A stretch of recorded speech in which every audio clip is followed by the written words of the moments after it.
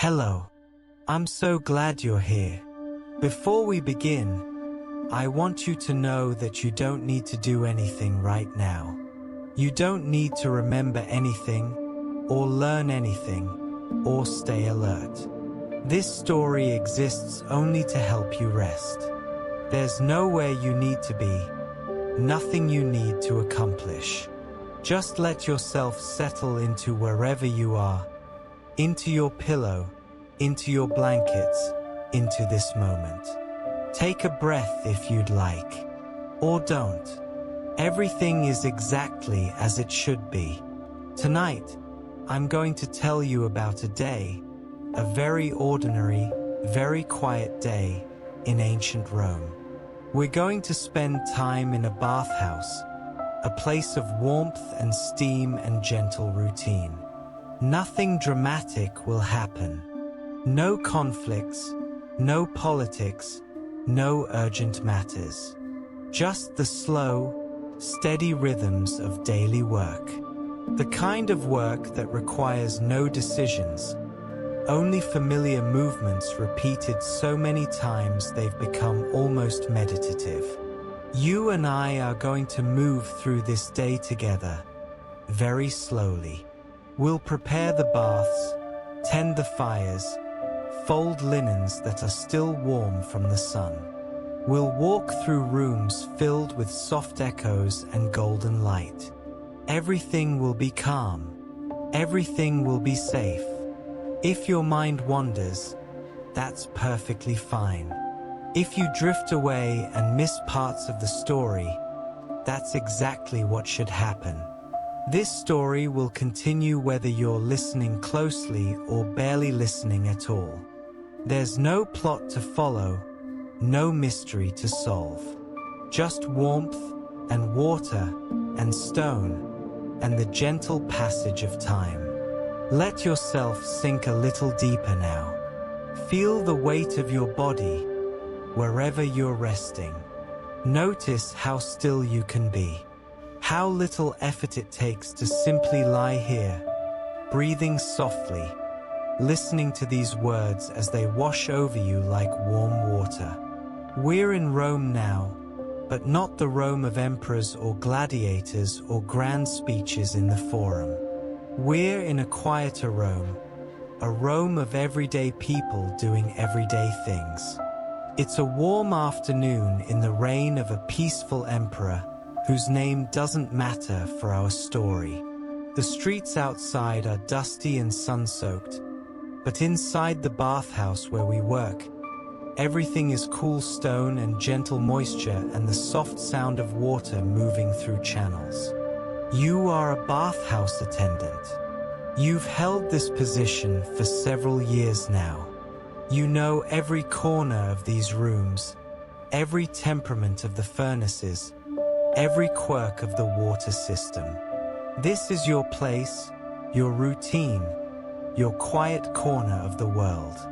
And today, like most days, nothing unusual will happen. Nothing at all.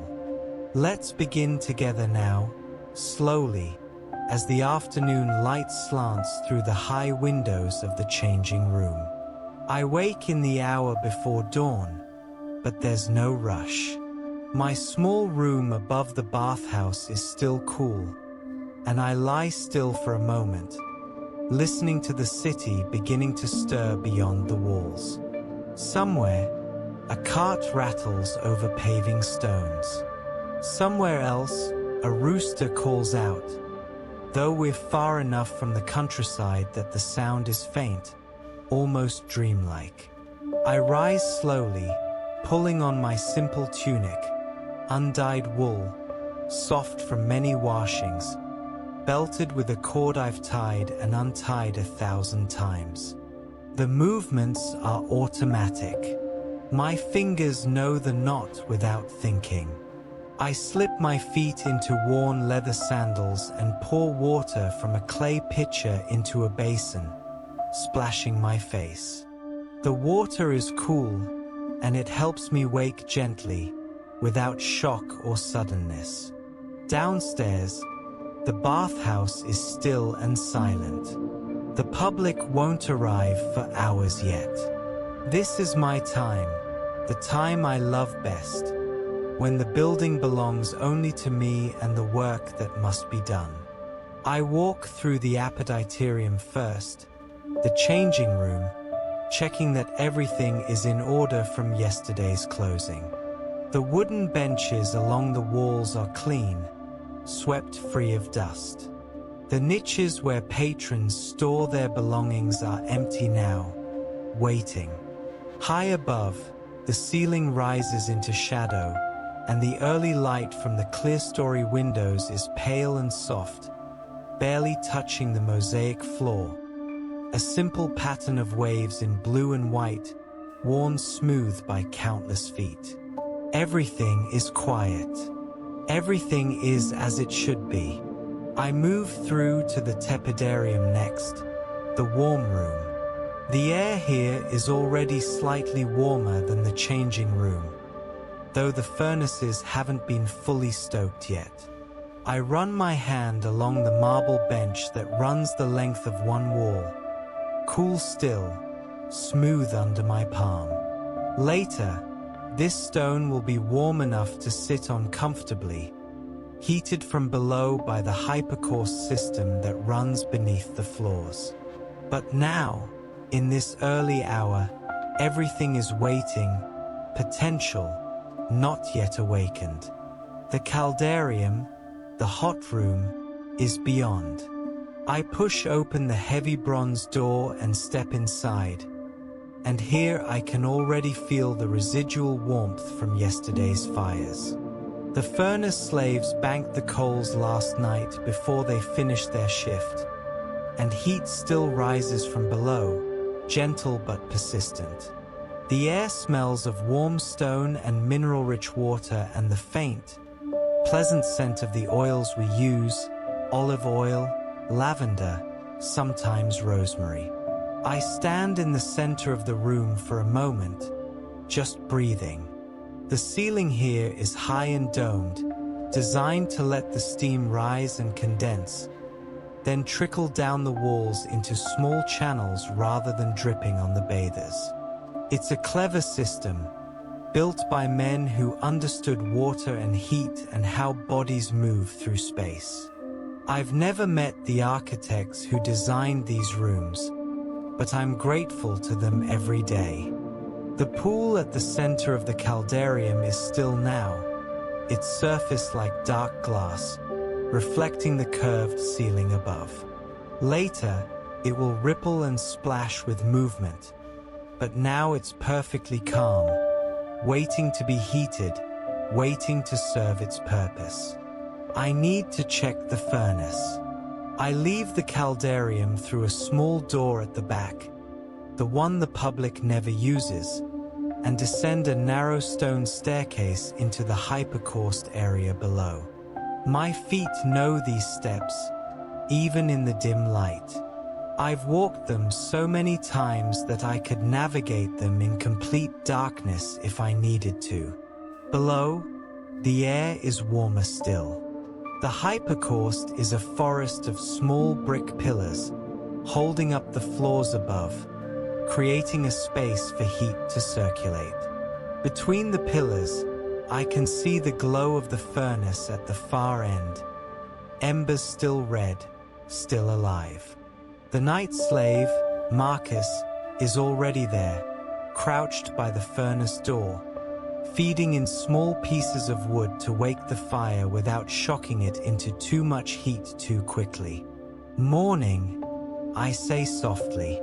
"Morning," Marcus replies, not looking up from his work. He's been doing this longer than I've been an attendant.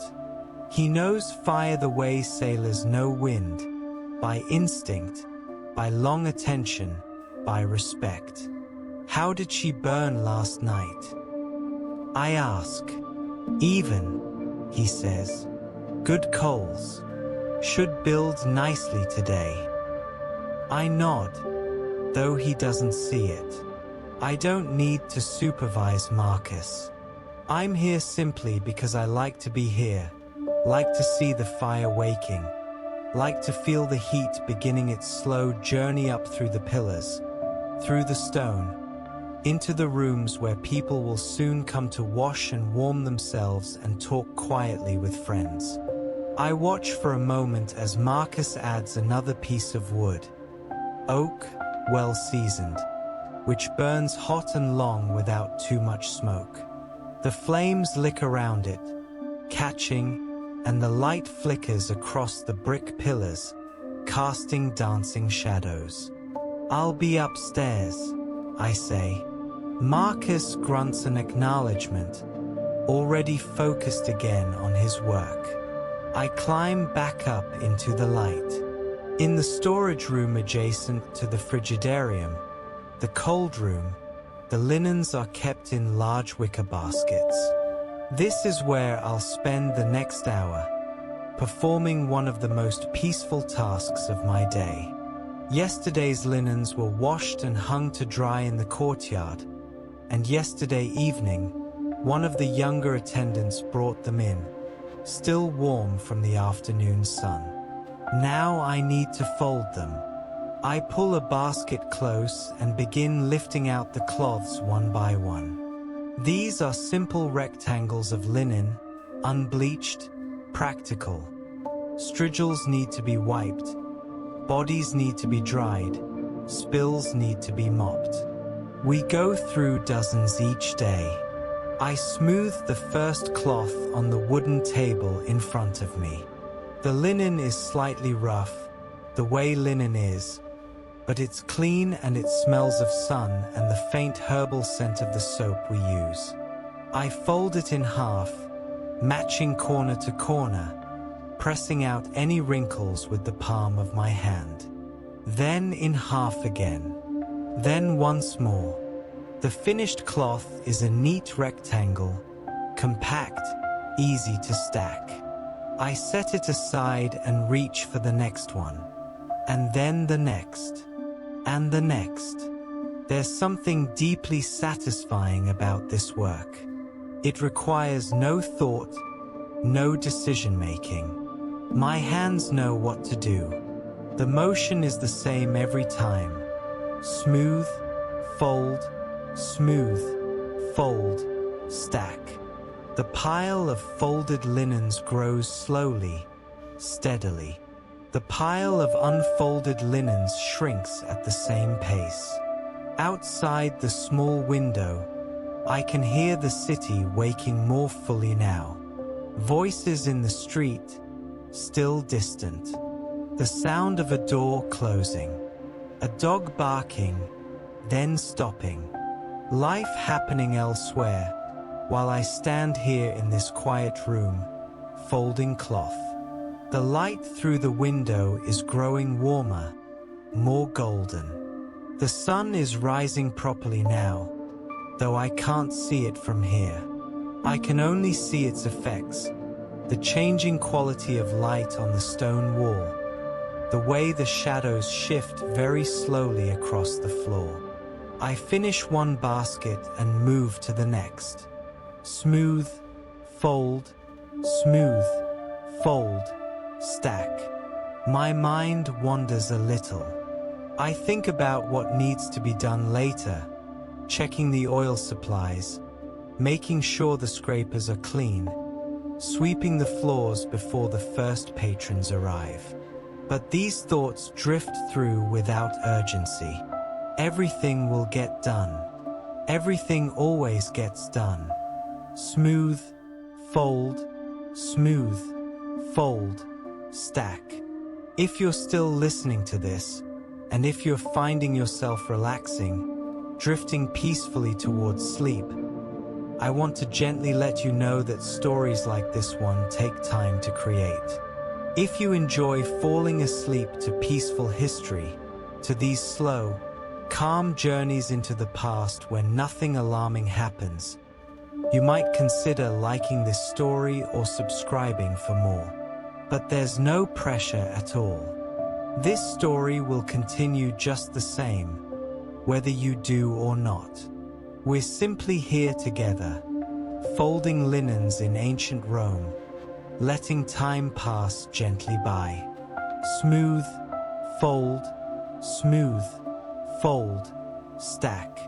The last cloth is folded now. I carry the baskets to their places on the shelves, one in the changing room, one in each of the bathing rooms, one kept here for emergencies or heavy days. Everything in its place, everything ready. I walk back through the tepidarium, and I can feel that the room is warmer now.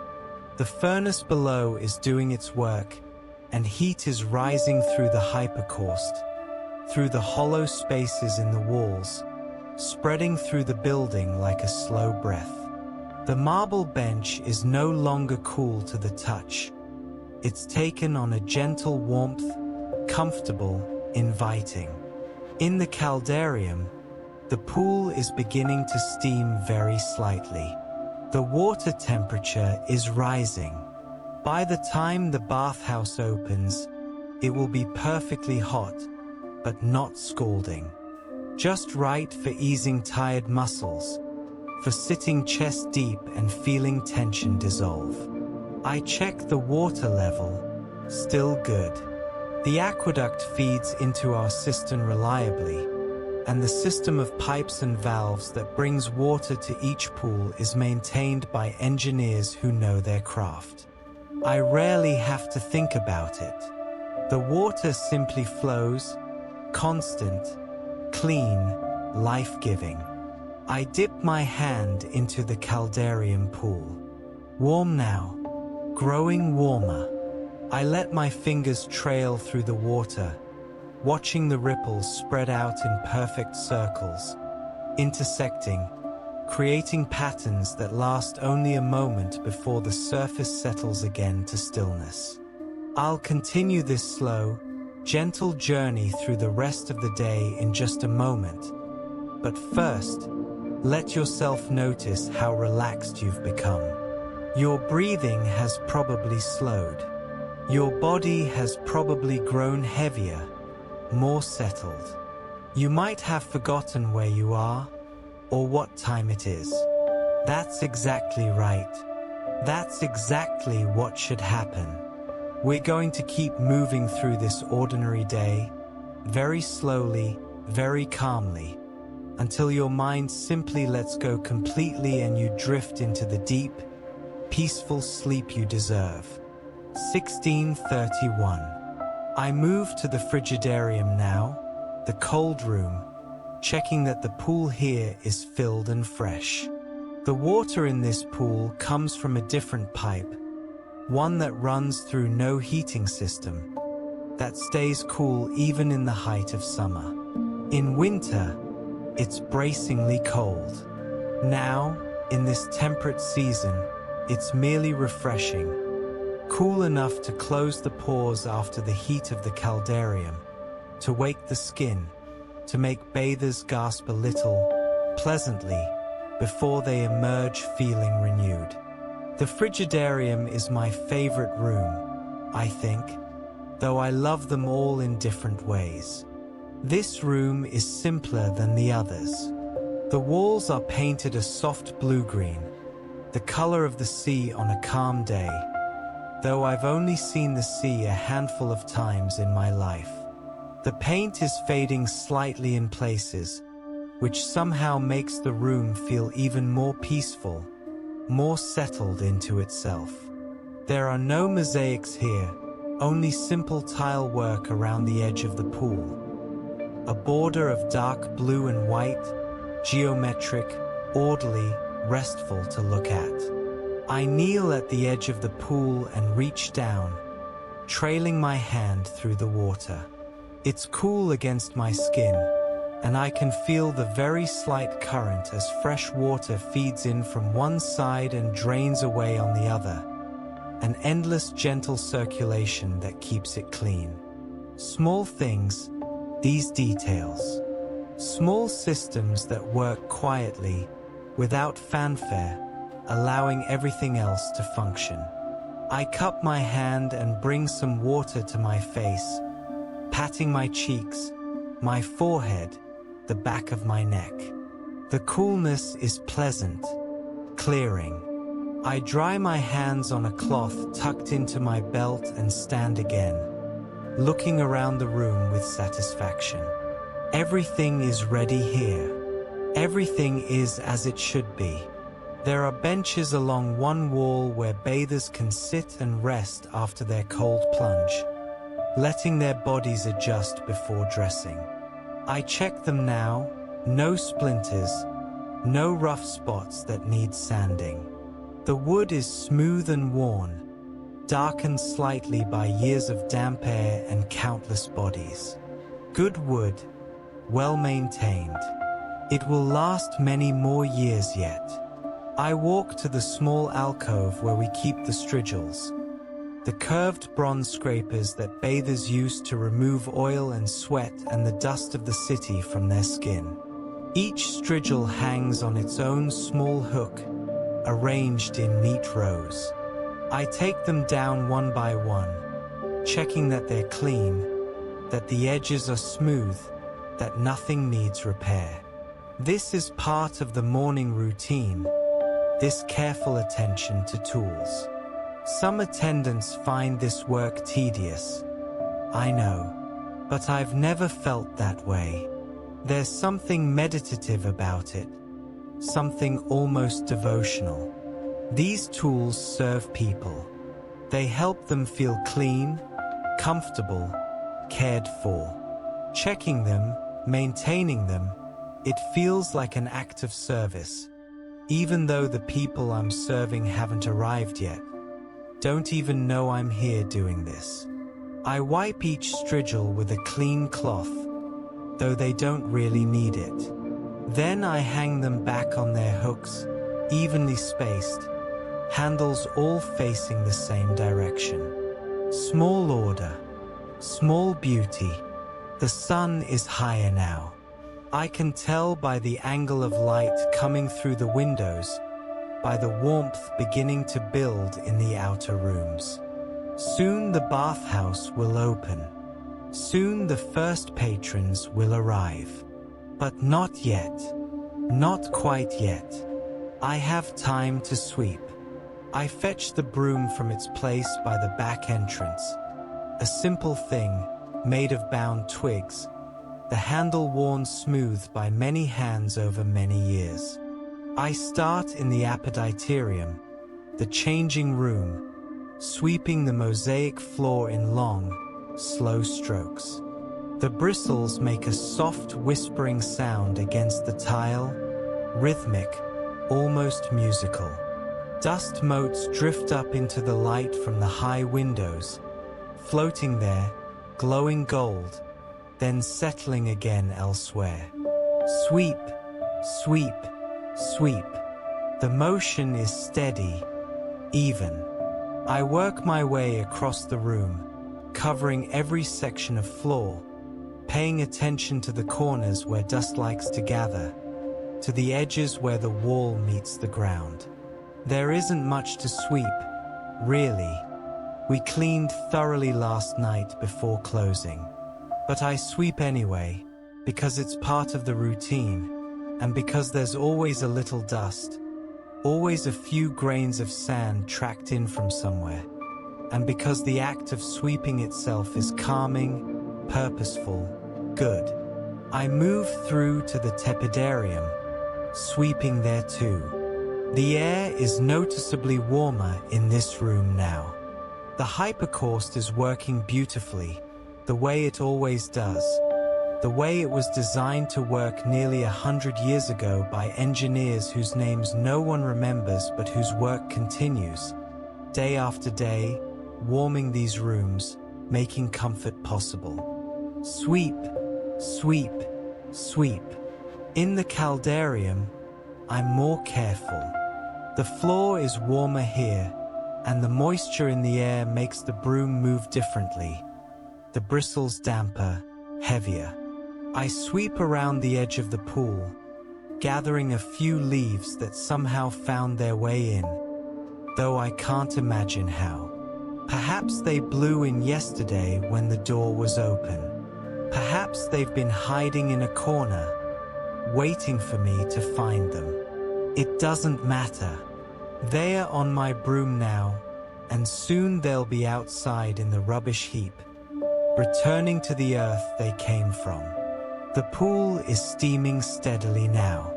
I can see the vapor rising from the surface, gentle wisps and curls that drift upward, condense on the dome above, trickle down the walls exactly as they're meant to. Everything working, everything in harmony. I finish sweeping and take the broom back to its place. On the way, I pass through the courtyard, an open space in the center of the bathhouse complex, surrounded by a colonnade. There are a few potted herbs here, growing in large clay vessels: rosemary, thyme, mint. I pause to check them, touching the soil with my fingertips. Slightly dry. They'll need water later, but they can wait until after the morning rush, until I have a free moment to give them proper attention. The courtyard is beautiful in this light. The columns cast long shadows across the paving stones.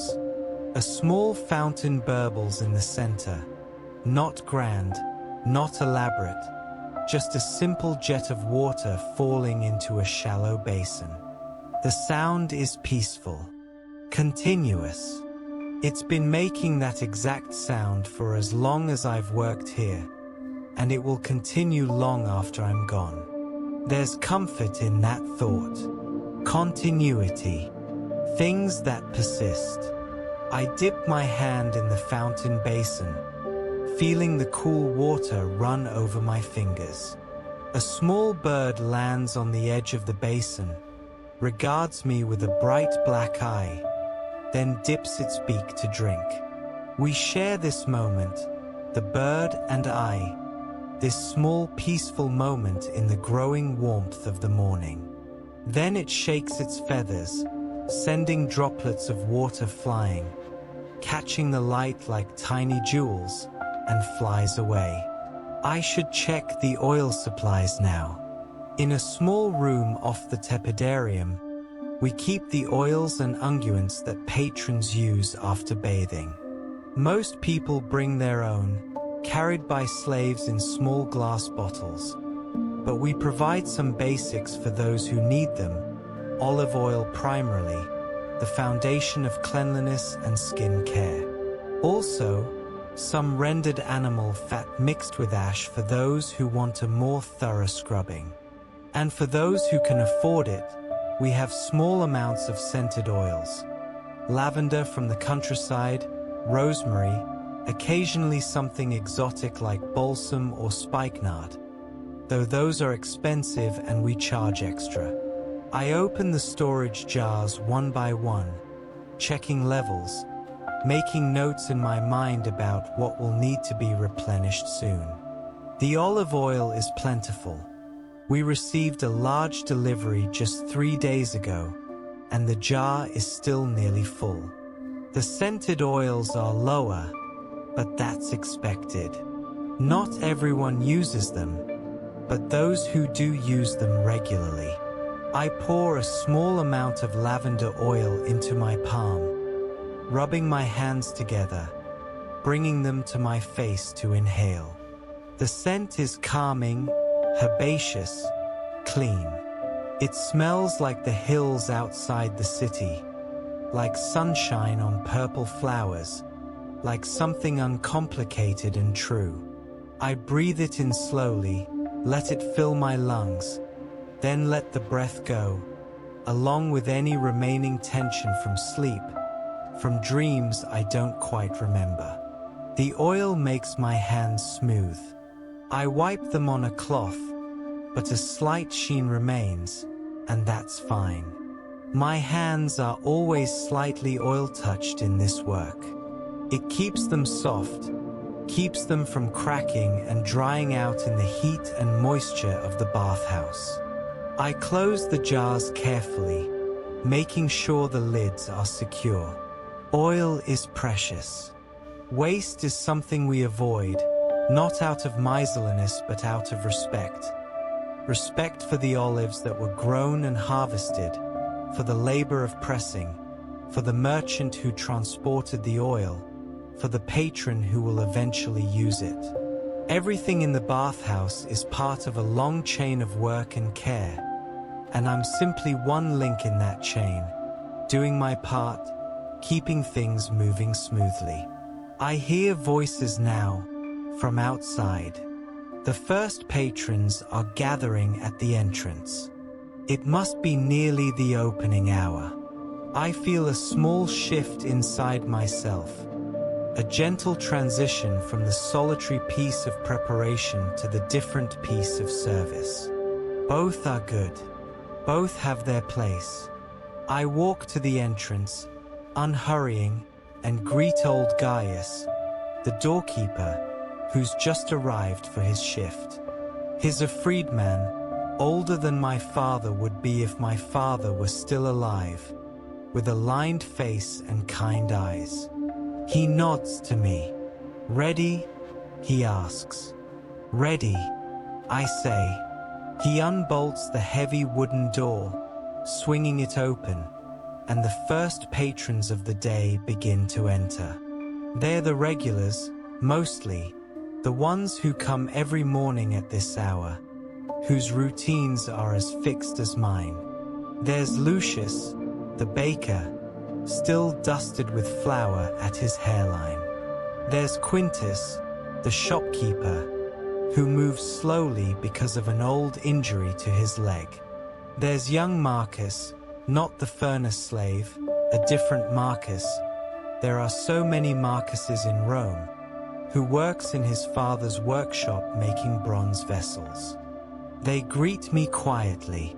I greet them in return, using their names, which I've learned over months and years of seeing them. They move past me into the changing room, beginning their own familiar routines, undressing, storing their clothes in the niches, wrapping themselves in the bath sheets we provide. I don't need to tell them what to do. They know. Everyone knows. This is ritual, repeated so many times it's become effortless.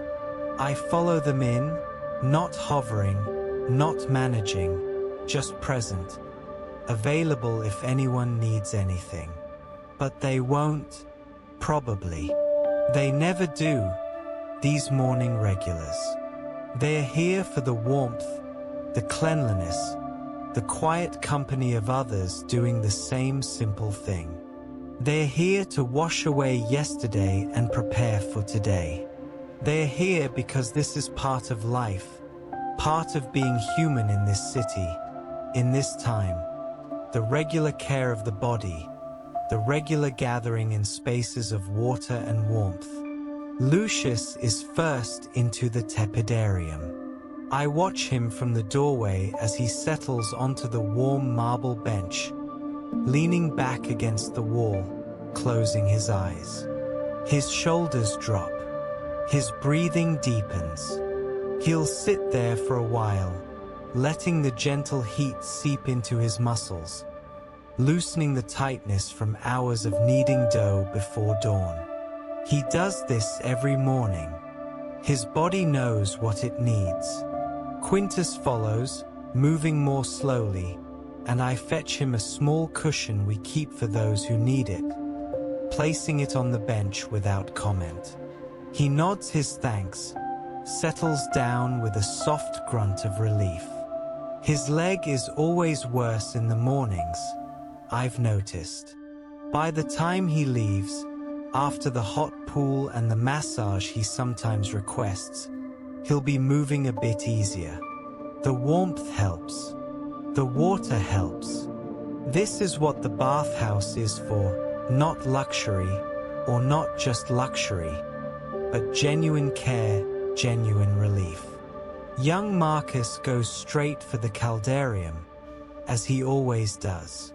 He likes it hot. He'll stay in there until his skin is pink and his hair is soaked with sweat. And then he'll plunge into the frigidarium with a shout that echoes through all the rooms. Every morning, the same shout, half shock, half joy. I've come to expect it, to smile when I hear it, that exuberant sound of young life, young health, young energy. More patrons are arriving now. The bathhouse is filling with quiet activity, people moving between rooms.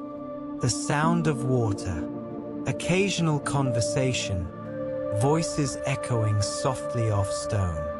The smell of oil and herbs and clean steam. I move through the rooms, checking, adjusting, tending. I fold a bath sheet that someone left draped carelessly over a bench. I wipe up a small spill of water with one of the cloths from my belt. I add a bit more oil to a nearly empty dish in the tepidarium. Small tasks, constant, gentle attention.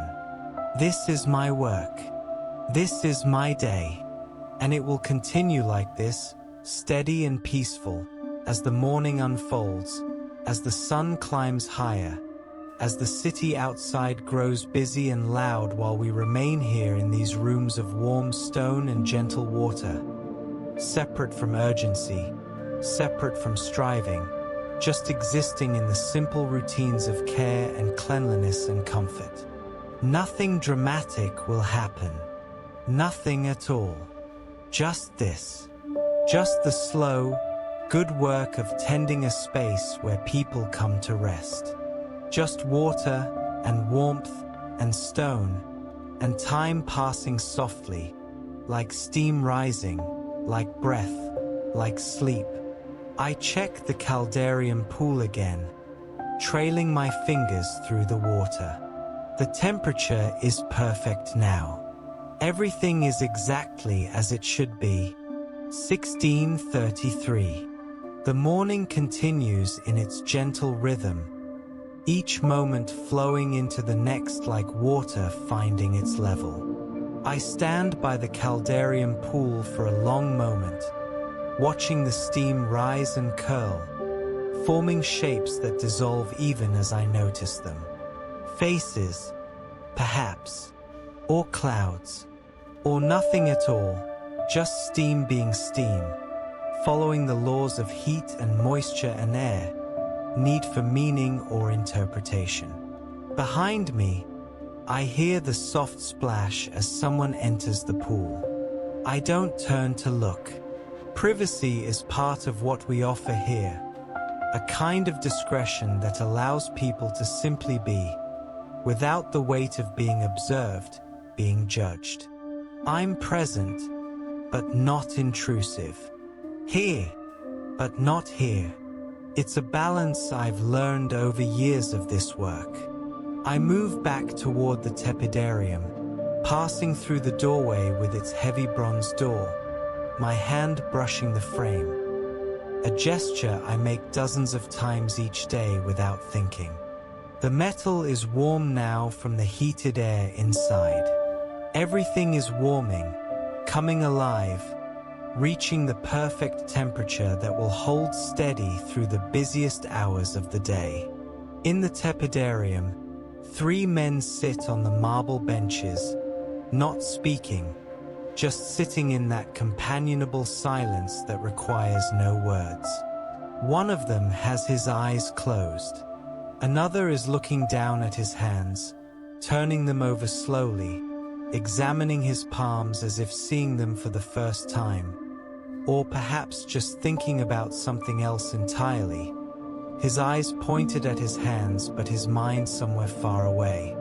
The third is watching the steam drift in from the caldarium, his expression peaceful, empty of concern. I don't disturb them. I simply note that they're comfortable, that they have what they need, and I continue on. There's a small alcove near the changing room where we keep additional supplies, extra bath sheets, the coarser cloths used for vigorous rubbing, spare oil flasks, replacement strigils. I check it now, running through my mental inventory. We're well stocked. Nothing needs urgent attention. But I straighten the cloths anyway, refolding a few that have become disarranged, stacking them more neatly. My hands move automatically through this work. Fold, stack, smooth. The same motions I made earlier with the linens, the same motions I'll make again tomorrow, and the day after, and the day after that. There's something deeply restful about work that doesn't change, that doesn't demand innovation or creativity, that simply asks to be done well, with care, again and again. Some people would find this boring, I suppose, but I've never felt bored here. Bored implies wanting to be elsewhere, wanting something different. And I don't want to be elsewhere. I'm content here, in these rooms, in these routines, in this small sphere of responsibility that I can tend properly, completely. Outside, in the city, there are people making important decisions. There are merchants negotiating trades worth thousands of denarii. There are officials determining policies. There are lawyers arguing cases. There are scribes recording histories. All of that is necessary, I suppose. All of that is the world working as it works. But here, in the bathhouse, we're doing something else. Something simpler. We're providing warmth and water and clean linens. We're maintaining a space where people can care for their bodies, which are the only bodies they'll ever have, which carry them through all their days, which deserve attention and gentleness and the simple pleasure of being clean. This work doesn't appear in any histories. No one will write about the attendant who folded the linens well, who kept the oil jars filled, who checked the water temperature. But it matters, I think. It matters to the people who come here. It matters in small ways that accumulate, that create the texture of a life, the feeling of being cared for in a world that can be harsh and demanding. I finish straightening the alcove and move back into the main rooms. In the changing room, more patrons have arrived. The wooden benches are filling with people in various states of undress, pulling tunics over their heads, unwinding the wrappings from their legs, setting aside their street sandals, the dusty ones they wear outside. There's the soft rustle of fabric, the quiet sounds of people preparing themselves, the occasional murmur of greeting between friends who've arrived at the same time. I recognize a few more faces. There's Gaius the scribe, not Gaius the doorkeeper, another Gaius. They're as common as the Marcuses, who comes 3 or 4 times a week, always in the late morning. His hands are perpetually ink-stained, the fingertips dark even after washing. He nods to me as he removes his belt, folds his tunic carefully. He's methodical in everything, I've noticed. Even the way he undresses is precise, considered. There's Claudia, one of the few women who use the bathhouse at this hour. Most women come in the afternoons, when we have separate hours for them, but Claudia has special permission to use the morning session. She's the widow of a prominent citizen, someone who donated money for repairs to the frigidarium several years ago, and certain privileges came with that. She's elderly now, moving carefully, and I step forward to offer my arm as she descends the 2 steps from the changing room to the tepidarium. She takes it with a gentle hand, her skin papery and soft, and murmurs her thanks. The warm room first. I ask quietly. Yes, she says. My bones need it today. I help her settle onto the marble bench, arranging a cushion behind her back, making sure she's comfortable. She closes her eyes and sighs, a long, releasing breath. I leave her to her warmth and privacy. The morning has settled into its full rhythm now. The bathhouse isn't crowded. It never is at this hour. But it has that pleasant hum of gentle activity. Water flowing, quiet footsteps, the occasional voice echoing softly, steam rising. The building itself seems alive, breathing with moisture and warmth. I walk through to the courtyard for a moment, just to step into the open air, to see the sky. It's a clear day, the sky that particular blue that seems infinite, impossible to focus on. The sun is warming the paving stones, and I can feel the heat beginning to radiate up. By afternoon, these stones will be almost too hot to walk on barefoot, but now they're just pleasantly warm. The herbs in their pots are wilting slightly in the heat. I decide to water them now, before the day gets busier. I fetch a large clay vessel from the storage room and fill it at the fountain, then carry it carefully to each pot, pouring water slowly around the base of each plant. The dry soil drinks it in immediately, darkening. The rosemary releases its scent as the water touches it. Sharp, clean, clarifying. The thyme is more subtle, softer. The mint is bright and sweet. I give each plant what it needs. Not too much, not too little. Just right. This, too, is part of the work. The bathhouse isn't only the rooms and pools and benches. It's also this courtyard, these plants, this small garden space that people pass through, that they see without perhaps consciously noticing, but that contributes to the overall feeling of the place, that sense of order and care and life continuing. I finish watering and return the vessel to its place. My tunic is slightly damp now from the splashing and the steam and the general moisture that pervades everything in a bathhouse. It will dry. It always does. And then it will get damp again. This is simply how it is. Working here, back in the caldarium, I see that young Marcus has emerged from the hot pool and is standing at the edge, water streaming from his body, his skin flushed from the heat. He's reaching for a strigil, about to begin scraping the oil and sweat from his arms. I've watched him do this dozens of times. His thorough, starting at the shoulders and working down each arm in long, smooth strokes, the bronze blade gathering everything and sending it dripping to the floor, where it will eventually wash down the drain in the corner. The sound of the strigil is distinctive, a soft scraping, intimate, oddly satisfying. It's a sound as old as bathing itself, as old as people caring for their skin, as old as civilization, probably. Greeks did this. Etruscans before them. And we do it now, with the same tools, the same motions, the same intention.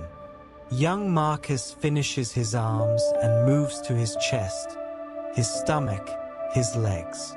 He's efficient, practiced. When he's done, he sets the strigil aside. I'll clean it later, and walks toward the frigidarium for his daily plunge into cold water.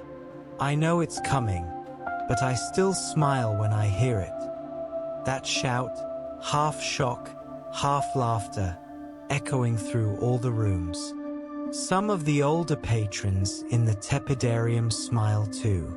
It's become a familiar punctuation to the morning, a small moment of exuberance that somehow makes everyone feel a bit younger, a bit more alive. I walk to the frigidarium to check on him, and he's already climbing out, gasping and grinning, shaking water from his hair like a dog, sending droplets flying. Cold today, he says to me, still grinning. Same as always, I reply, which makes him laugh. I know, he says, but it shocks me every time. He wraps himself in a bath sheet and heads back toward the changing room, leaving wet footprints on the floor that will evaporate in the warmth within minutes, leaving no trace, as if he was never here at all.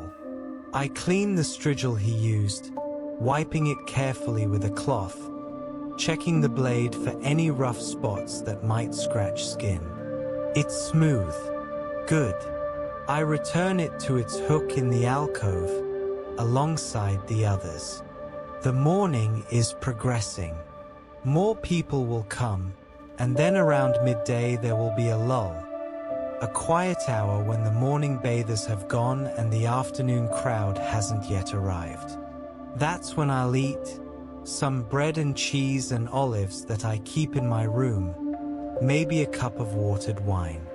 Simple food, but satisfying. Enough. But that's later.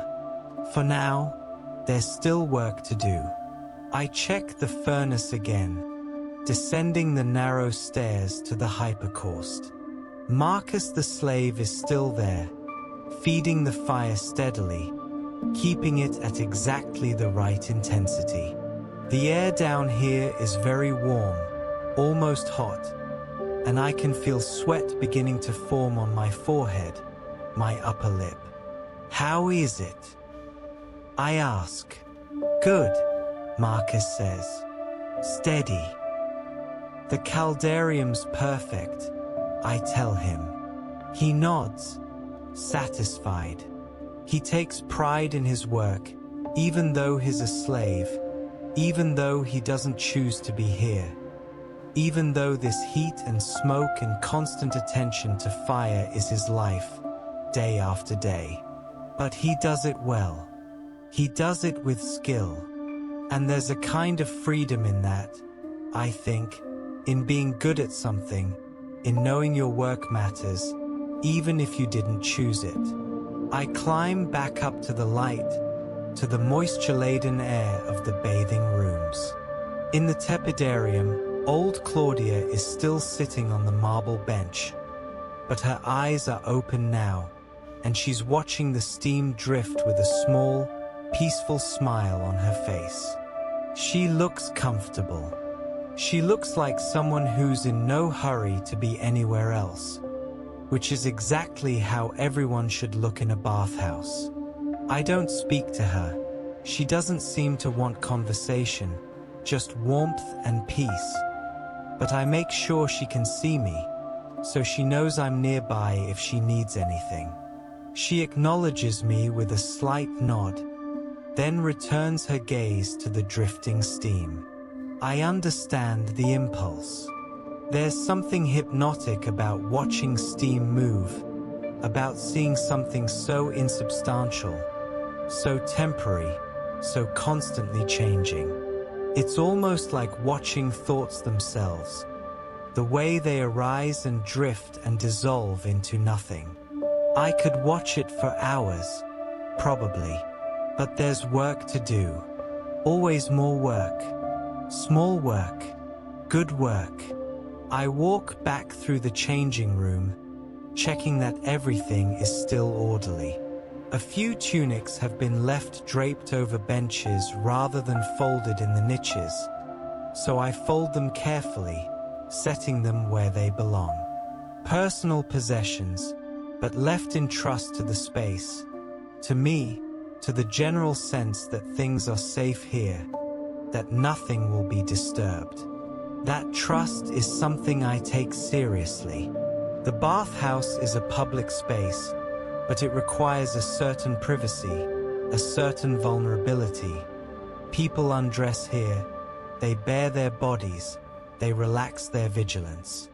Creating and maintaining a space where that feels safe is perhaps the most important part of my work, more important than the folded linens or the perfect water temperature.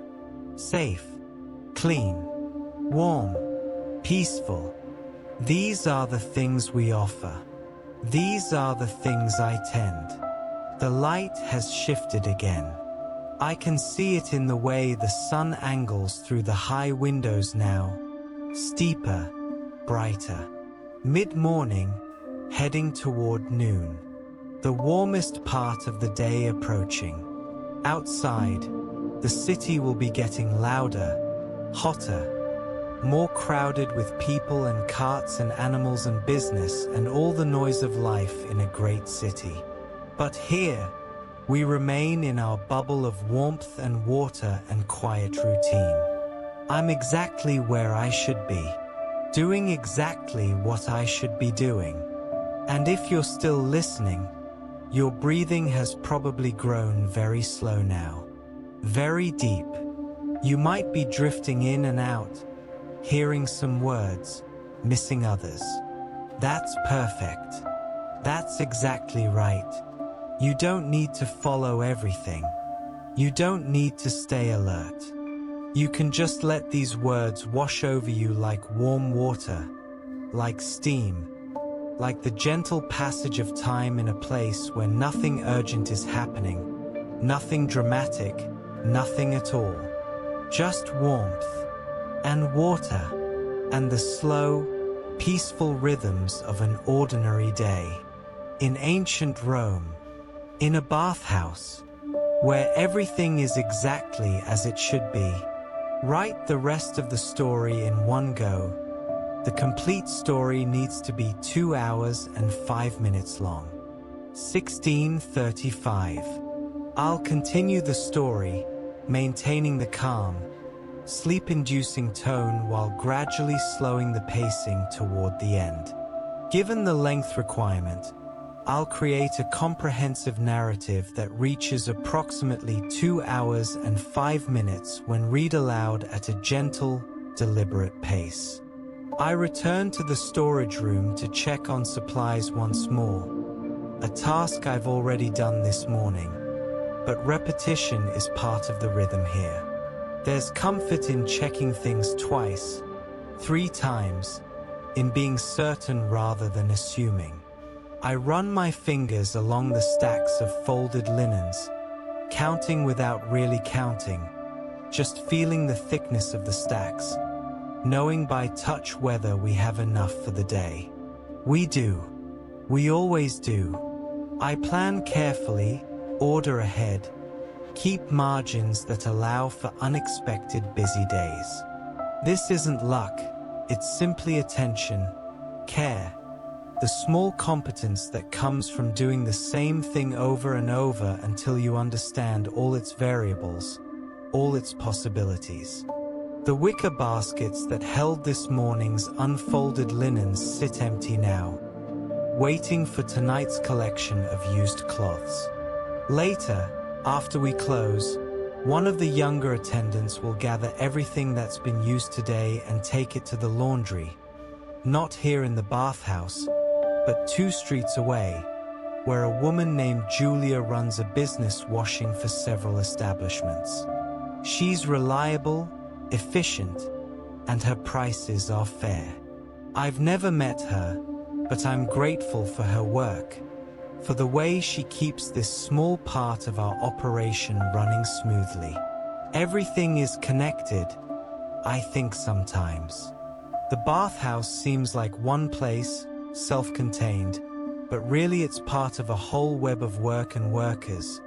Julia doing laundry, the merchants who sell us oil, the potters who make our vessels, Marcus down in the hypercaust feeding the fire, the engineers who maintain the aqueduct that feeds our pools, the slaves who mine the metal for our strigils. All of us, connected by these ordinary tasks, creating something larger than ourselves without ever really thinking about it. I leave the storage room and walk through the colonnade around the courtyard, just for the pleasure of walking, of moving through space with no particular destination. The columns cast their shadows in neat parallel lines across the paving stones. I step over each shadow, a small game I sometimes play with myself, not thinking about it, just doing it. In the appetitorium, the changing room, a new patron has arrived. I don't recognize him, a traveler, perhaps, or someone new to this neighborhood. He's younger than most of our morning regulars, maybe in his late 20s, with the look of someone who works with his hands. There's mortar dust in his hair, stone dust on his tunic. A mason, probably, or a sculptor. He seems uncertain, looking around as if trying to understand the space, how it works, what is supposed to do. I approach quietly, not wanting to startle him. First time here? I ask. He nods, looking almost embarrassed. I usually go to the bathhouse near the forum, but I'm working on a building in this district and someone told me this place was closer. You're welcome here, I say. Let me show you how we arrange things. I walk him through the simple procedure. Undress here, store your belongings in a niche, the number of which you should remember. Take a bath sheet from the basket. Move through to the warm room, then the hot room if you wish, then the cold plunge if you're brave. Oil and strigils are available in the alcoves. If you need anything, I'm here, or one of the other attendants. He listens carefully, nodding, and I can see him relax slightly. Uncertainty is uncomfortable. Knowing what to do, what's expected, how to navigate a new space. That's a gift we can offer simply by being clear, being patient, being willing to explain. Thank you, he says. Enjoy your bath, I reply. He begins to undress, and I move away, giving him privacy. But I feel pleased. It's satisfying, helping someone feel comfortable in a place that was unfamiliar just moments before. These small acts of welcome, of guidance, they matter. They create the atmosphere that makes the bathhouse more than just pools and hot rooms. They make it a place where people feel cared for. The morning continues its steady unfold. I move between rooms, a constant gentle circuit, checking, adjusting, being present. In the caldarium, I notice the water level in the hot pool has dropped slightly. People getting in and out, displacing water that sloshes over the edge and runs down the drains. I adjust the valve slightly, increasing the flow from the cistern. The water will rise back to its proper level over the next few minutes. Everything in the bathhouse is about balance. Water coming in, water going out. Heat rising, steam condensing. People arriving, people leaving. My job is to maintain these balances, to keep everything in equilibrium, to notice when something shifts and to correct it before it becomes a problem. It's a kind of meditation, really. Constant attention, but not tense attention. Relaxed awareness. Being present without forcing anything. Just noticing what is and responding appropriately. I check the oil dishes again. The ones in the tepidarium and caldarium where people can help themselves to a small amount if they need it. Both are still adequately filled. The olive oil has formed a slight skin on top from exposure to the warm air. So I stir each dish gently with a clean wooden stick, mixing the surface back into the rest. The oil gleams golden green in the light from the high windows. Old Claudia is moving now, rising carefully from the marble bench in the tepidarium, steadying herself with a hand against the wall. I move to her side immediately, offering my arm again. To the hot room. I ask, Just for a few minutes, she says. Not too long. The heat is harder on me than it used to be. I help her into the caldarium, settling her on the bench closest to the door, where the heat is slightly less intense than near the pool itself. She sighs as she sits, and I can't tell if it's pleasure or pain or simply the sound of an old body adjusting to new sensations. Can I bring you anything? I ask. Water to drink. Water would be kind, she says. I fetch a cup of cool water from the frigidarium. We keep a jar there, refreshed regularly, for drinking. I bring it to her carefully, making sure she has it firmly in her grip before I let go. She drinks slowly, small sips, savoring it or perhaps just being careful not to choke, which can happen more easily as people age. Thank you, she says, handing the cup back. You're very attentive. It's my work, I say, but I smile, because the compliment is kind and I appreciate it. Not everyone does their work so well, she says.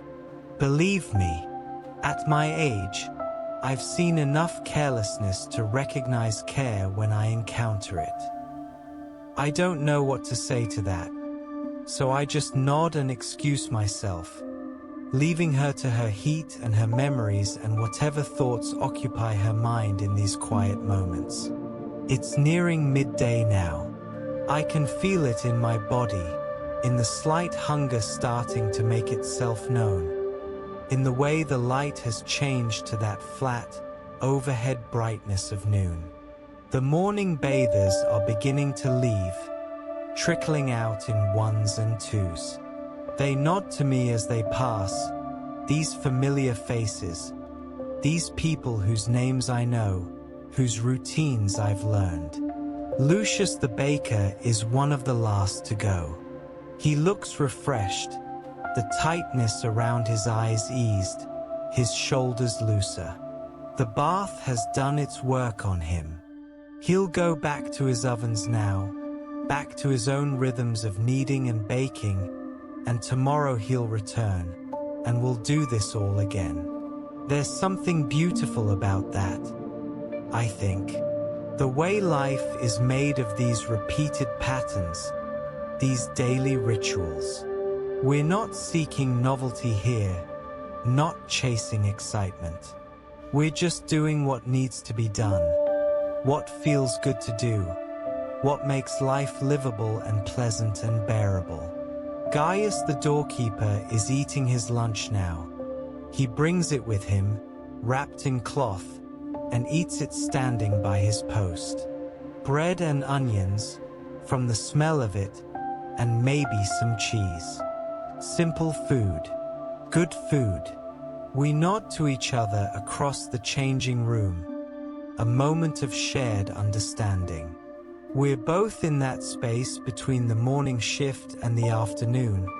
A small breathing room. I should eat too. I climb the stairs to my room above the bathhouse, my legs knowing each step without thought. The room is small, just large enough for a narrow bed, a wooden chest for my belongings, a small table and stool, a shelf on the wall holding a few items, a cup, a plate, a small oil lamp for night, a scroll I've been reading slowly, very slowly, over many months, the Georgics, borrowed from one of the patrons who has a library.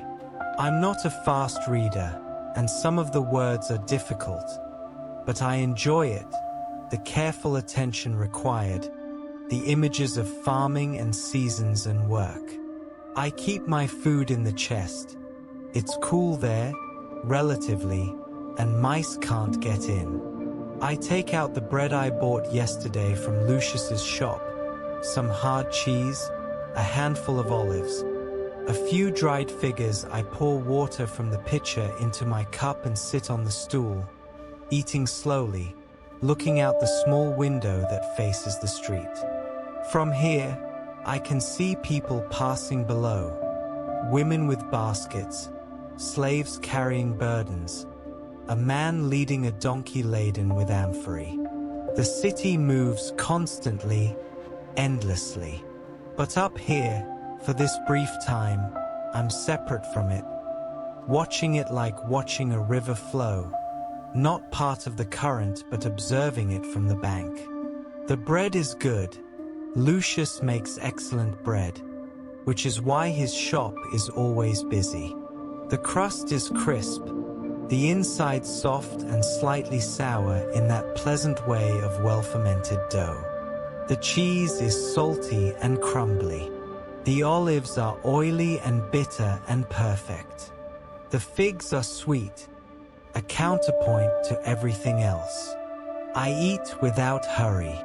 This is my time, this brief space between morning and afternoon.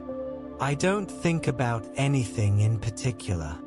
I just chew and taste and swallow and feel my hunger slowly being satisfied, my energy being restored. When I'm finished, I wipe my hands on a cloth, drink the rest of my water, and sit for a few more minutes, just resting. Below, the city continues its noise and movement. Inside the bathhouse, everything is quiet now, mostly empty, waiting for the afternoon to bring new people, new activity. But not yet. For now, stillness. I descend the stairs again, back to my domain.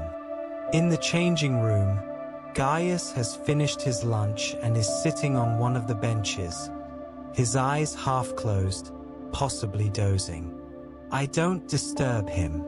Even doorkeepers need rest.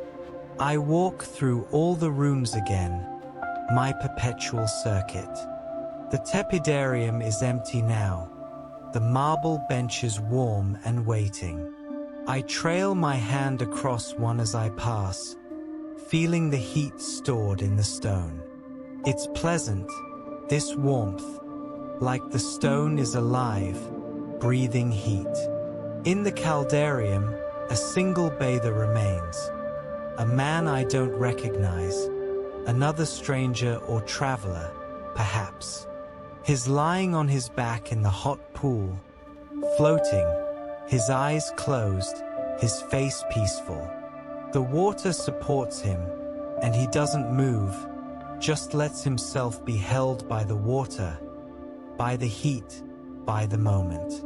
I watch him for a few seconds, this image of complete relaxation, complete surrender to comfort. This is what the bathhouse offers in its purest form. This moment of not doing, of simply being held, supported, warmed. Nothing required of you except to exist, to breathe, to let your body be cared for. I leave him to his floating and move on. In the courtyard, the afternoon heat is building. The sun is directly overhead now, harsh and white, and the paving stones are hot enough that I can feel it through my sandals.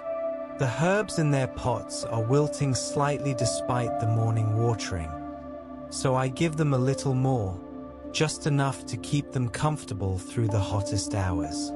The fountain continues its endless burble, and I stand beside it for a moment, letting the sound wash over me. Water is such a gift, I think sometimes. We take it for granted in Rome, with our aqueducts bringing it from distant hills, with our fountains and baths and public drinking sources. But I grew up in a small town where water meant a well, meant carrying heavy jars, meant rationing during dry summers. Here, water flows freely, constantly, an abundance that still sometimes amazes me. I cup my hands and splash my face, my neck, letting the coolness cut through the afternoon heat. Water runs down my arms, soaking the edges of my tunic, but I don't mind. It will dry, and the moment of coolness is worth it. The afternoon begins slowly. A few early arrivals, people who prefer this quieter time, who perhaps work unusual hours or have flexible schedules. An older man I recognize comes in. Someone who always baths in the afternoon, who has for years. He exchanges pleasantries with Gaius at the door, then nods to me as he enters.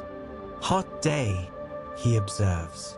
"Very hot," I agree. "The caldarium will be perfect." Always is. He smiles at this small exchange, this ritual of familiar greeting, and goes to undress. I prepare for the afternoon rush, which will come in another hour or so, when workers finish their shifts, when shops close for the hottest part of the day, when people seek relief from the heat in cool water and warm company. But for now, it's still quiet, still peaceful, still this gentle in-between time. I check the linens again. We've used many this morning, so I fetch fresh ones from storage, refilling the baskets in each room. The cloths are still slightly warm from yesterday's sun, stored in a room that holds heat. They smell clean, neutral, comforting. Fold, carry, place. Fold, carry, place. Simple actions, completed without thought, without strain. My body knows this work, has internalized it completely. I could do this in darkness, in my sleep, in any state of mind or consciousness. The body's memory is deep and reliable. In the tepidarium, I notice a small crack in the plaster on one wall. Nothing serious, just a hairline fracture that I should mention to the owner next time he visits. The building is old, maintained but showing its age in small ways. Cracks appear, tiles come loose, pipes occasionally need repair. This is normal, expected. Nothing lasts forever, but with attention, with care, with regular maintenance, things last much longer than they otherwise would. I make a mental note: crack in tepidarium, west wall, above the second bench from the door. I'll write it down later in the log we keep of such things. Small problems, attended to promptly, rarely become large problems. This is true of buildings, and also of life, I think. Attention, care, the willingness to notice small cracks before they become gaping holes. More bathers are arriving now. The afternoon wave is beginning. Different people from the morning crowd, more working men, their bodies showing the marks of their labor. Muscles defined from lifting, carrying, pulling. Skin darkened by sun. Hands calloused and scarred. These are not the merchants and scribes of the morning, but the builders, the porters, the men who work with their bodies for their living. They're louder than the morning bathers, more boisterous. They come in groups, friends or work crews, and they call to each other across rooms, laugh, splash more vigorously in the pools. The bathhouse takes on a different energy, not unpleasant, just different. More vital, more physical, more exuberant. I adjust my attention to match. I'm more alert now, watching more carefully. With more people, there's more chance of accidents. Someone slipping on wet tile, someone getting water too hot in their face, someone leaving a strigil where another person might step on it. Nothing serious usually happens, but it could. So I watch, I stay present, I move through the rooms more frequently. The caldarium is filling now. 5 men in the hot pool, their voices echoing off the domed ceiling, talking about work, about a building project near the Esquiline Hill, about the foreman who's never satisfied, about wages, about the heat, about how good it feels to soak after a long day in the sun. I listen without really listening, their words washing over me, background sound, human presence. I don't need to hear the specifics, just to know that people are here, that they're comfortable, that everything is as it should be. A younger attendant arrives for the afternoon shift. His name is Titus. He's been working here for about 6 months, still learning, still sometimes uncertain. He's a good worker, attentive, willing, but he doesn't have the years of experience that make everything automatic.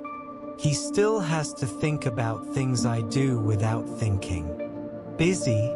He asks. Getting there, I say, the usual afternoon crowd. He nods, ties his apron more securely, and begins his rounds.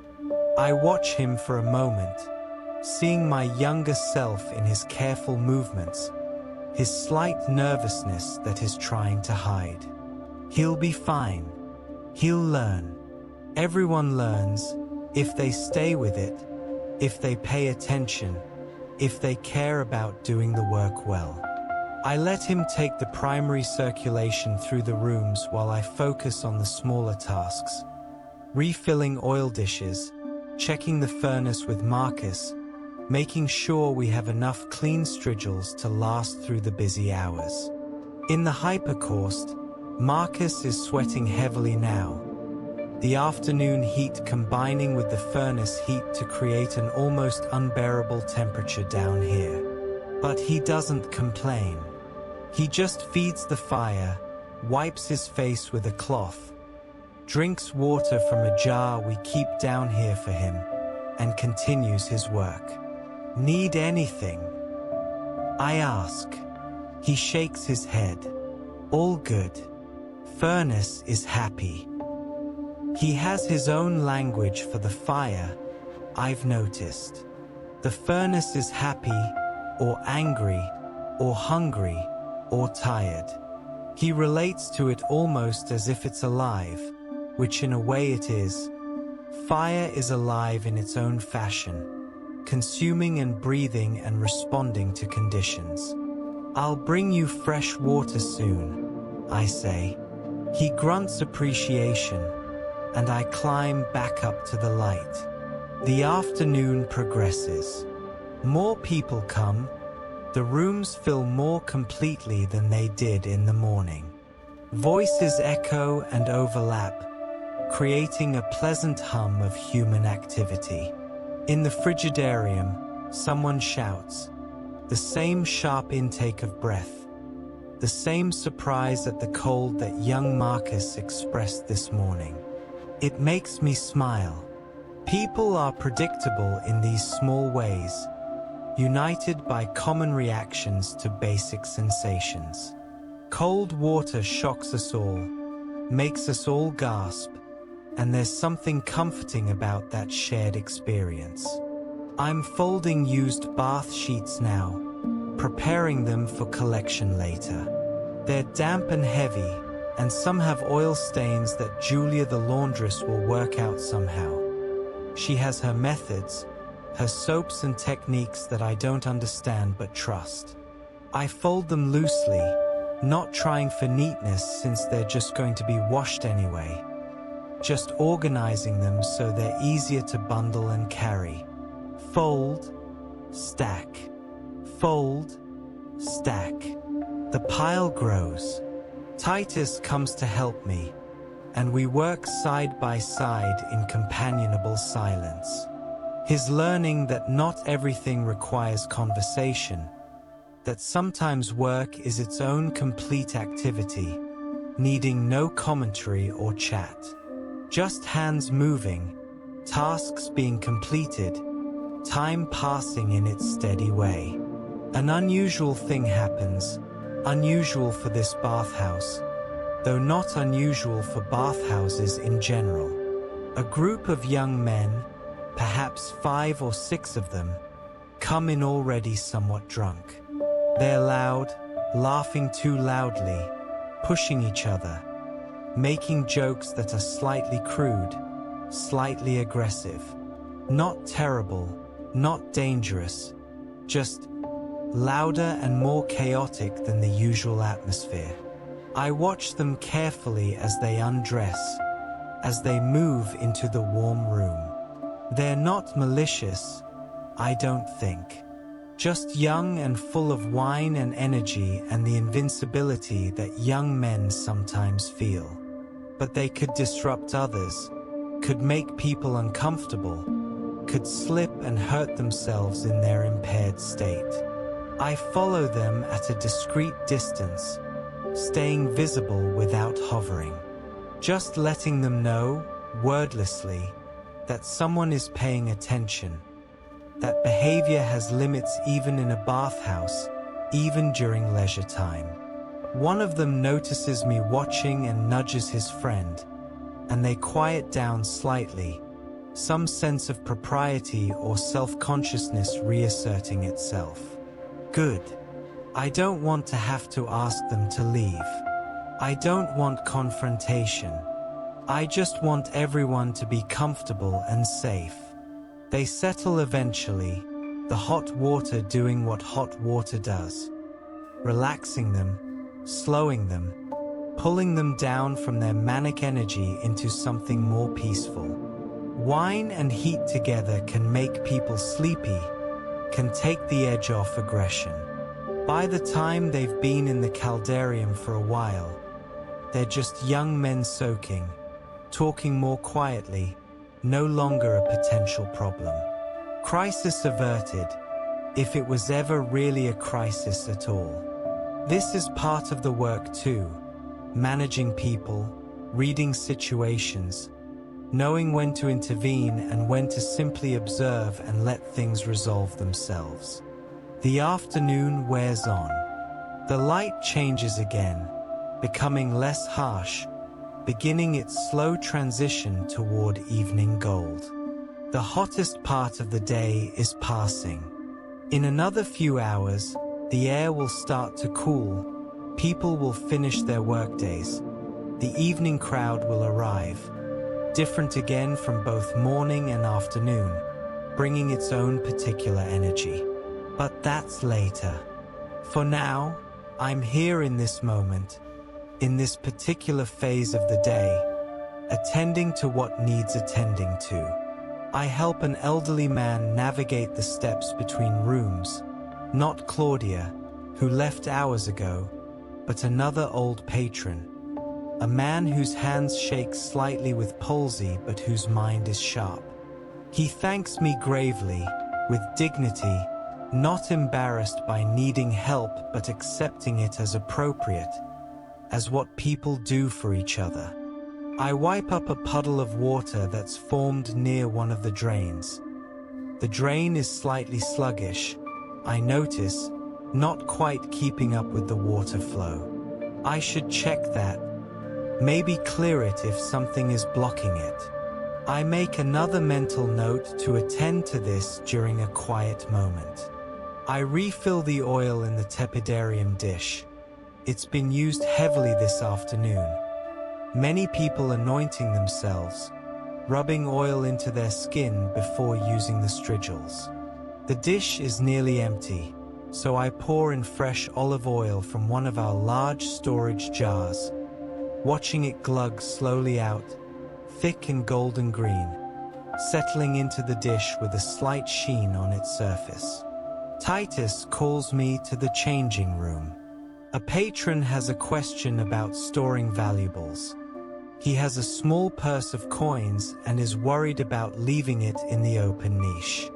This is a reasonable concern. The bathhouse is generally safe, but we're not naive about human nature. Things can go missing, especially money. We can keep it at the door, I tell the patron. Gaius will watch it for you. There's no charge. The man looks relieved and hands over his purse to Gaius, who tucks it into a locked box he keeps behind his post specifically for this purpose. It's a small service we offer, one that costs us nothing but provides peace of mind, allows people to relax fully without worry. The patron thanks us and heads toward the baths, his mind now free from concern, able to enjoy the water and warmth without that nagging anxiety about his possessions. These small accommodations, these tiny flexibilities, they're what makes a bathhouse more than just a building with pools. They make it a place of genuine hospitality, of care that extends beyond the mechanical provision of water and heat. I finally attend to that sluggish drain in the caldarium. I fetch a long metal rod we keep for this purpose. It's slightly hooked at the end, designed for pulling out whatever accumulates in drains. Hair, mostly. Bits of lint from cloth.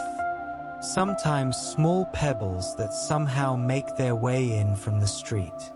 I kneel beside the drain and insert the rod, feeling for the blockage. There, I can feel something catching, resisting.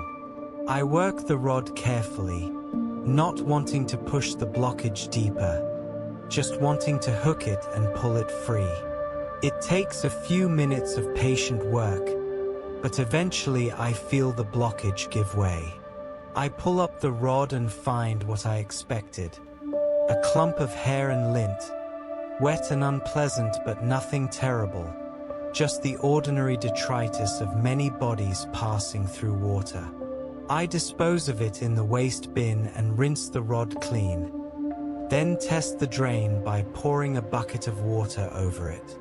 The water swirls away smoothly now, quickly, the way it should.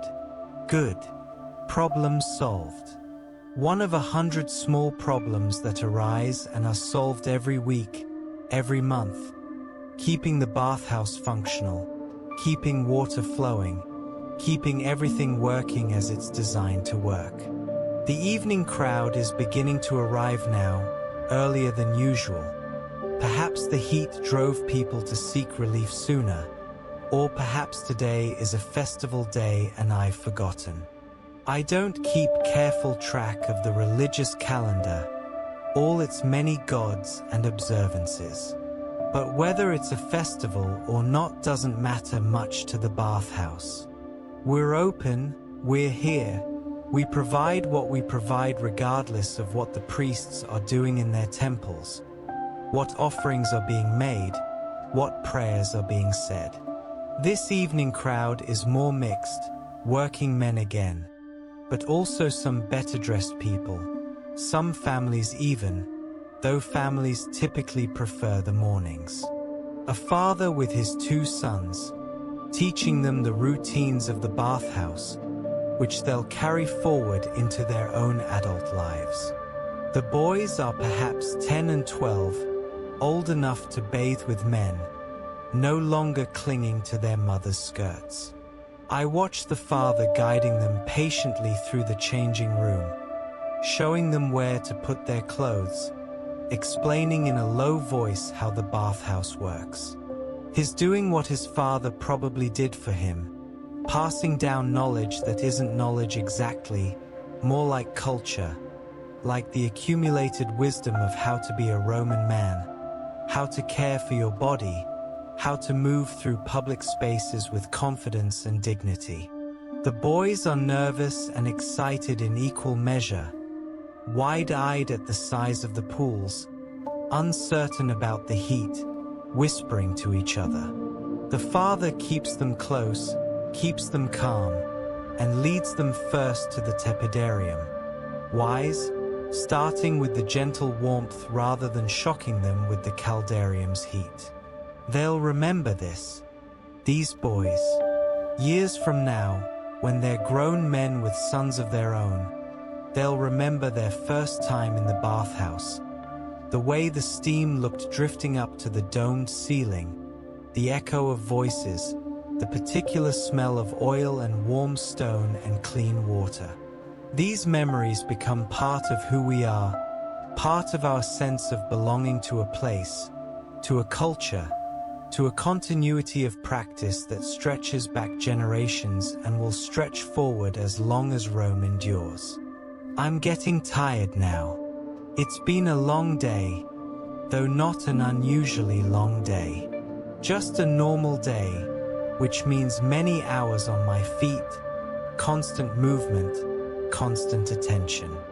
I'm not young anymore, not old either, but past the age where I can work endlessly without feeling it in my body. My feet ache slightly. My lower back is stiff. My hands are dry despite the constant moisture, and there's a small burn on my forearm from where I brushed against the hot edge of the hypercaust entrance earlier. Nothing serious, just the accumulated minor pains of a day's work. But I don't mind. This is honest fatigue, earned fatigue. The kind that will make sleep come easily tonight when I finally climb the stairs to my small room and lie down on my narrow bed. There's satisfaction in that kind of tiredness, the kind that comes from useful work completed, from a day lived fully in service of something beyond yourself. Titus is handling most of the active attending now.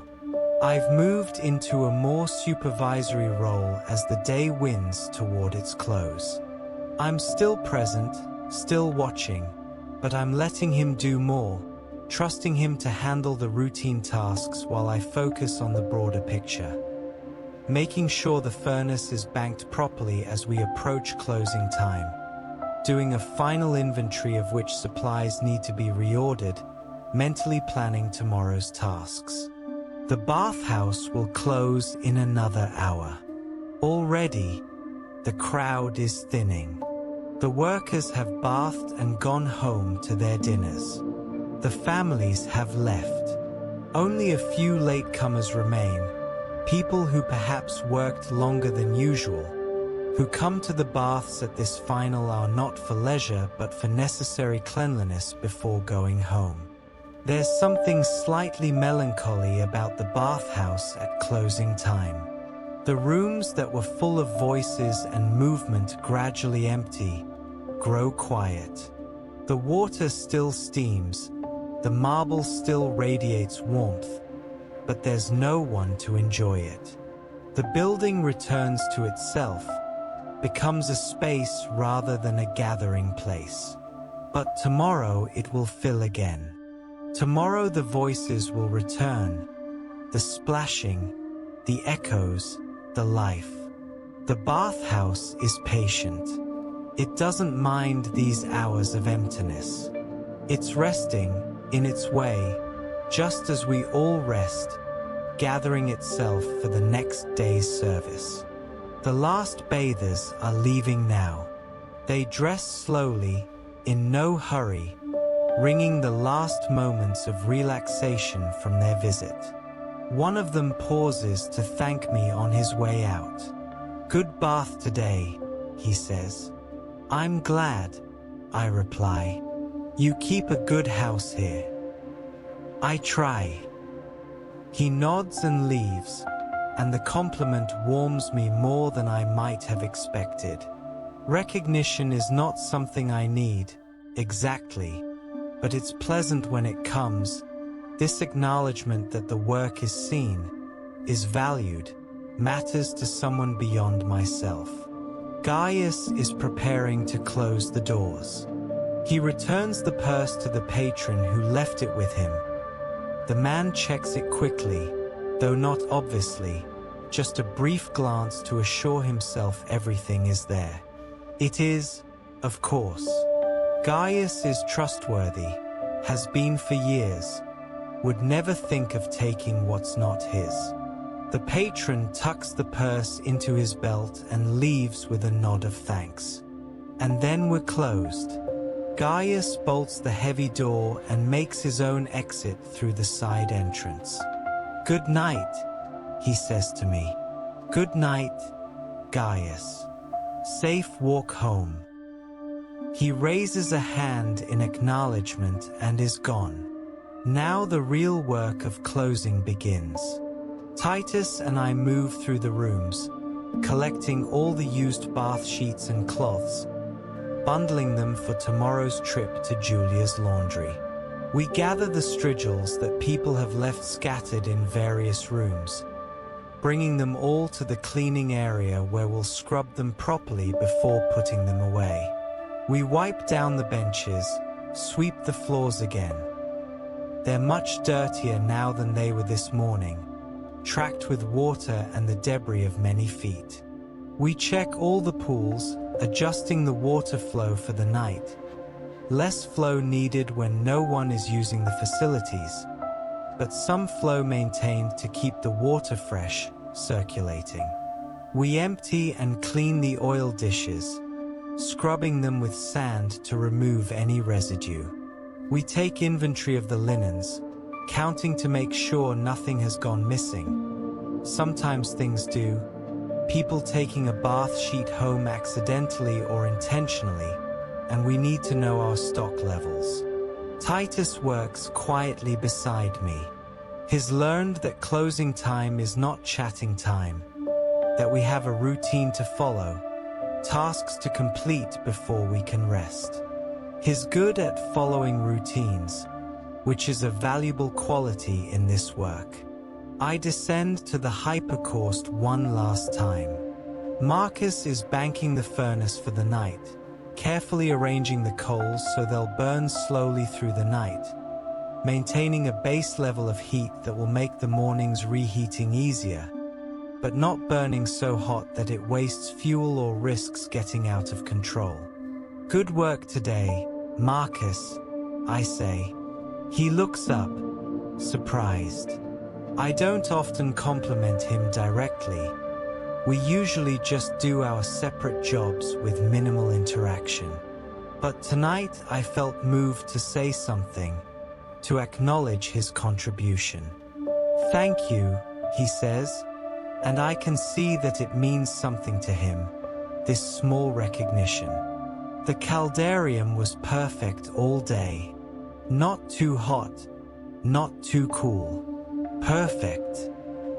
He nods, allowing himself a small smile. I try. I know, and it shows. I leave him to finish his work and climb back up. It's dark now outside, though I can't see the sky from here. I can just feel it, that particular quality the air has when the sun has gone, when the heat is finally releasing its grip, when coolness seeps back into the world. Titus has finished his tasks and is waiting for me in the changing room. Anything else? He asks. I look around, mentally checking my list. No. Good work today, Titus. Thank you. You too. Go home. Get some rest. He unties his apron, hangs it on its peg, and leaves through the side door. I hear his footsteps receding down the street, fading into the general noise of the city evening. Now I'm alone. This is my favorite time, perhaps even more than the early morning. The bathhouse completely empty, completely quiet, completely mine for these brief minutes before I too go up to my room and sleep. I walk through each room one last time, not checking anything in particular, just being present with the space. The Apoditerium, with its empty benches and vacant niches. The Tepidarium, still warm, its marble benches glowing faintly in the dim light from the single oil lamp I'm carrying. The Caldarium, steam still rising gently from the pool, the water's surface perfectly still, reflecting nothing. The Frigidarium, cool and blue-green in the lamplight, the water dark and mysterious looking without the sun to illuminate it. This room always seems different at night, more ancient somehow, more primal, like a cave spring rather than a Roman bathhouse pool. I stand in each room for a moment, just breathing, just being. These rooms have held so many people today, so many bodies, so much life. Now they're empty, but they're not lonely. They're resting, the way a theater rests after a performance, the way any space rests when it's done its work for the day. I make my way back to the entrance, where I'll lock the final interior door before going up to my room. But I pause in the courtyard one more time. The night air is cool and pleasant after the day's heat. The stars are visible above, though not many. The city's lights and smoke obscure them, but a few bright ones shine through. The fountain continues its endless sound, unchanging from morning to night, season to season, year to year. I wonder sometimes how long this fountain has been here. Longer than I've been alive, certainly. It will be here long after I'm gone. There's comfort in that thought, though I'm not sure why. Perhaps it's just good to know that some things persist, that not everything is temporary, that water will keep flowing and stones will keep standing, and the work of creating comfortable spaces for people will continue whether I'm here to do it or not. I dip my hand in the fountain one last time, splash my face. The water is cool and clean and perfect. Always perfect. Always exactly what it needs to be. I climb the stairs to my room, my legs heavy with the day's work. The stone steps are worn smooth by countless feet over countless years.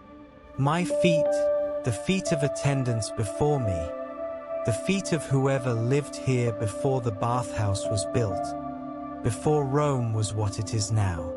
All of us wearing away the stone, particle by particle, so slowly that no single lifetime can see the change, but change nonetheless, persistent, inevitable. In my room, I light the small oil lamp and pour water to wash my hands and face. I remove my damp tunic and hang it up to dry overnight. I'll put on a clean one tomorrow morning, and this one will go with the bathhouse laundry to be washed. Routine, always routine, the comfortable rhythms of a life lived in service. I lie down on my bed. The mattress is thin but adequate, stuffed with straw that I replace twice a year. The blanket is light, it's not cold, even with night fallen. I lie on my back, looking up at the dark ceiling, though I can't really see it. My body aches in that pleasant way of having been well used. My feet throb slightly. My back is stiff, but I'm comfortable, fundamentally comfortable, lying here in my small room above the bathhouse, listening to the distant sounds of the city at night. Voices somewhere, a dog barking, a cart rumbling past, the soft sound of the fountain in the courtyard below, reaching me even up here, that constant gentle music of water falling, water flowing, water being water. I think about the day that's passed. All those people, all those bodies moving through water and warmth and cold. All those moments of relief, of cleanliness, of care received. Hundreds of small acts, folding linens, filling oil dishes, checking water temperature, helping an old woman to a bench, cleaning a drain, feeding a furnace, greeting a stranger, sweeping floors. None of it remarkable. None of it heroic or memorable or worthy of recording in any chronicle. Just ordinary work, done ordinarily well, in an ordinary bathhouse, in an ordinary neighborhood of Rome. But it mattered. It mattered to Claudia, whose bones needed warmth. It mattered to Lucius, whose baker's shoulders needed easing. It mattered to those young boys learning how to be men, learning the rituals of their culture. It mattered to the mason who'd never been here before but found welcome and guidance. Small things matter. Daily things matter. Routine matters. This is what I've learned, working here year after year. This is what the bathhouse teaches, day after day. That care accumulates. That attention compounds. That doing small things well, consistently, with patience and presence, creates something larger than the sum of its parts. Creates comfort. Creates community. Creates civilization, even in its smallest, most fundamental form. People gathering in spaces of water and warmth, caring for their bodies and each other, sharing the simple pleasures of cleanliness and heat and cold and conversation. Tomorrow I'll wake before dawn and do it all again. And the day after that. And the day after that. The same tasks, the same routines, the same gentle circulation through the same rooms, attending to the same details. This might sound tedious to some people, might sound like a wasted life, a small life, a life without adventure or achievement or significance. But I don't feel that way. I feel satisfied, useful, part of something. The bathhouse needs me, and I need it. We're well matched, my skills and its requirements. And through this matching, through this daily attention to water and warmth and cleanliness, I serve something beyond myself. The people who came today didn't think about me much, probably. Didn't notice all the small things I did that made their visit comfortable. Didn't see the morning preparation, the constant checking, the small adjustments, the problem solving, the care. That's as it should be. Good service is invisible service. When everything works smoothly, people don't notice the work that makes it work. They just experience the result. Comfort, cleanliness, warmth, welcome. And that's enough. That's more than enough. I'm drifting now towards sleep.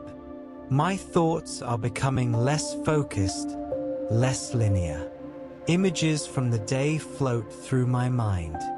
Steam rising, water rippling, cloth folding, fire glowing, faces smiling, voices echoing, all of it blending together, becoming dreamlike, becoming memory, becoming part of the accumulated experience that is my life, my work, my days.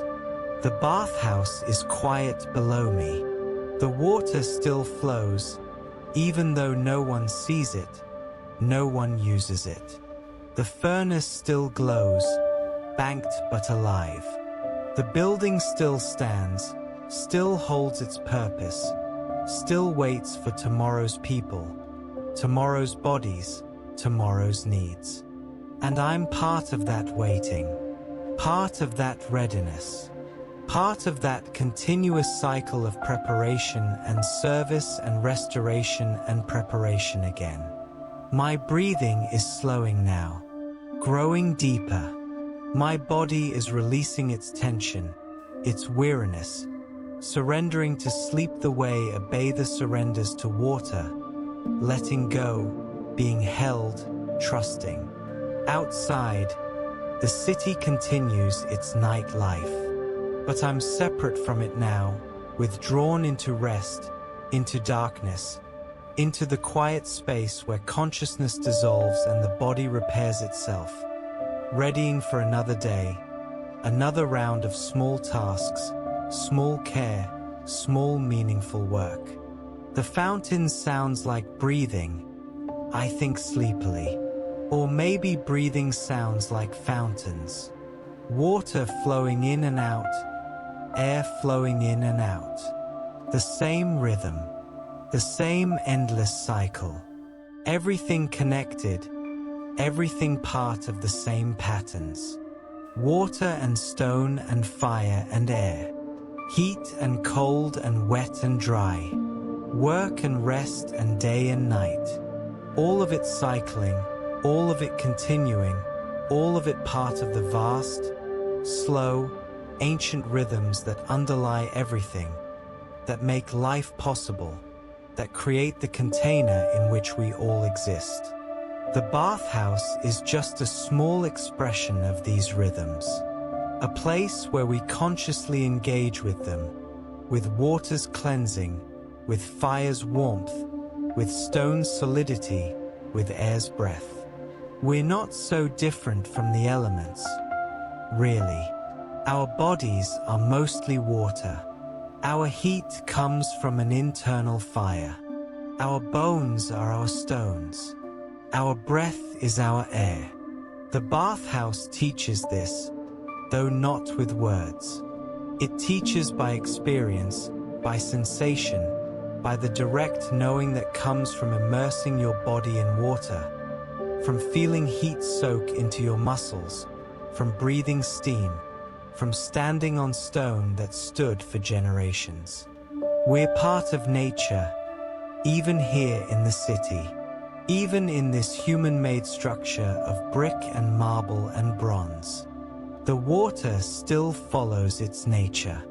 The fire still burns as fire burns. The stone still bears weight as stone bears weight. And we, moving through it all, are also following our nature, seeking comfort, seeking cleanliness, seeking the company of others, seeking to care for these bodies we inhabit, these temporary vessels that carry us through our years. I'm almost asleep now. My thoughts are fragmenting, becoming less like thoughts and more like impressions, like the remnants of dreams already beginning. Water flowing, stone warming, hands folding, feet walking, day ending, night holding, body resting, breath slowing. Tomorrow I'll wake, and the sun will rise, and people will come. And I'll fold linens and check water and tend the fire and greet familiar faces and welcome strangers. And the day after that. And the day after that. Each day the same.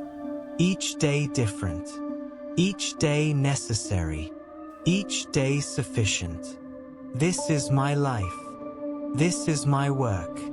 This is my place in the vast, intricate web of human life in this ancient city, in this particular time, in this moment of history that will someday be ancient history to people not yet born.